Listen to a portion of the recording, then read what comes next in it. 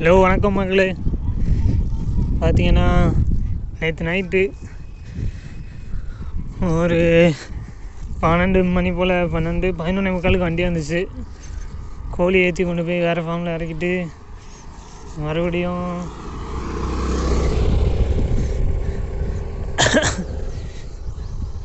மறுபடியும் காலையில் ஒரு 7 மணிக்கு அங்கேருந்து கிளம்புனேன். அந்த ஃபார்ம்லேருந்து 4 மணிக்கே முடிஞ்சிருச்சு. போய் 4 மணிக்கு பஸ் இருக்காது அப்படின்னு சொல்லிட்டு ஒரு 4 மணிலேருந்து ஒரு 7:30 வரை அவங்க சூப்பர்வைசர் ரூம்லேயே படுத்து தூங்கிட்டு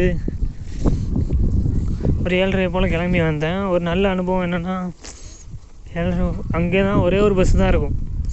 காலையில் ஒரு பஸ்ஸு, மத்தியானம் ஒரு பஸ்ஸு. அந்த 2 பஸ்ஸை விட்டுட்டு அவ்வளோதான். அடுத்து ஒரு 3 பஸ்ஸு ஏறி போகிற மாதிரி தான் இருக்கும்.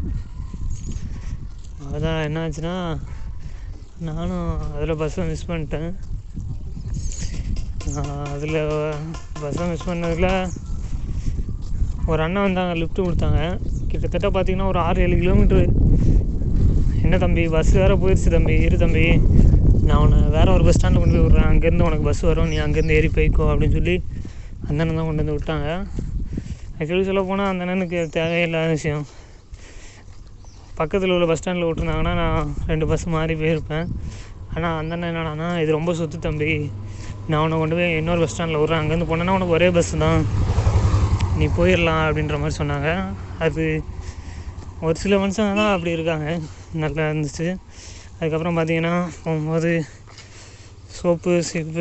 சீப்பு இல்லை, கோல்கேட்டு, துவைக்கிற சோப்பு, ஷாம்பு, குளிக்கிற சோப்பு வாங்கிட்டு போகிறேன். போயிட்டு நீங்கள் சேலரி போட்டுருவாங்க. ஓகே மக்களே, நான் உங்களுக்கு ஃபார்முக்கு போயிட்டு கூப்பிட்றேன்.